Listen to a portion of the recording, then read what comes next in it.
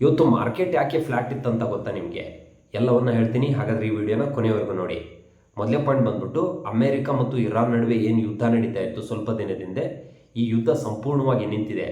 ಯುದ್ಧ ನಿಂತಾದ್ಮೇಲೆ ಎರಡೂ ದೇಶಗಳು ಸ್ಟ್ರೇಟ್ ಆಫ್ ಹಾರ್ಮೋಸ್ ಅನ್ನೋ ಒಂದು ಪ್ರಮುಖ ಜಲಸಂಧಿಯನ್ನು ಬ್ಲಾಕ್ ಮಾಡಿದ್ವು.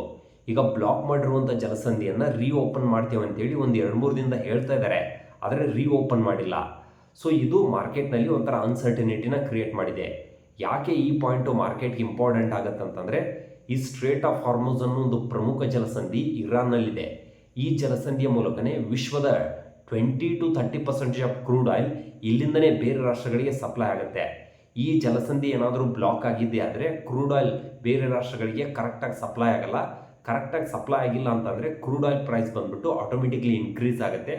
ಕ್ರೂಡ್ ಆಯಿಲ್ ಪ್ರೈಸ್ ಏನಾದರೂ ಇನ್ಕ್ರೀಸ್ ಆಗಿದ್ದೆ ಆದರೆ ಆಟೋಮೆಟಿಕ್ಲಿ ಪೆಟ್ರೋಲ್, ಡೀಸೆಲ್, ಗ್ಯಾಸ್ ಇವೆಲ್ಲೂ ಇನ್ಕ್ರೀಸ್ ಆಗಿ ಮಾರ್ಕೆಟ್ ಮೇಲೆ ಮತ್ತು ಇಕಾನಮಿ ಮೇಲೆ ನೆಗೆಟಿವ್ ಇಂಪ್ಯಾಕ್ಟನ್ನು ಕ್ರಿಯೇಟ್ ಮಾಡುವಂಥ ಚಾನ್ಸಸ್ ಜಾಸ್ತಿ ಇರುತ್ತೆ.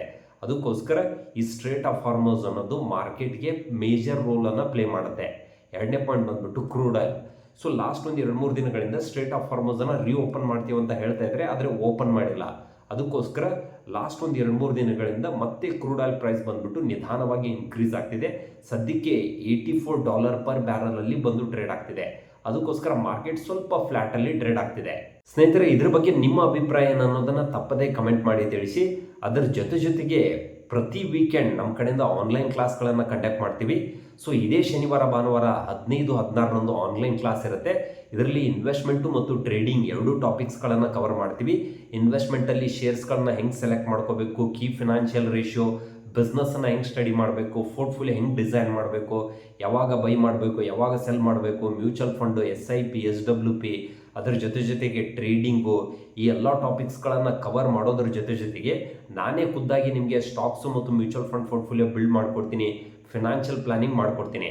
ಸೊ ಯಾರಾದರೂ ಇಂಟ್ರೆಸ್ಟೆಡ್ ಇದ್ದರೆ ಮೇಲ್ಗಡೆ ಕಾಣ್ತಿರುವಂಥ ವಾಟ್ಸಪ್ ನಂಬರ್ಲಿ ಕಾಂಟ್ಯಾಕ್ಟ್ ಮಾಡಿ ನಿಮ್ಮ ಸೀಟನ್ನು ಇವತ್ತೇ ರಿಜಿಸ್ಟರ್ ಮಾಡ್ಕೊಳ್ಳಿ. Thank you.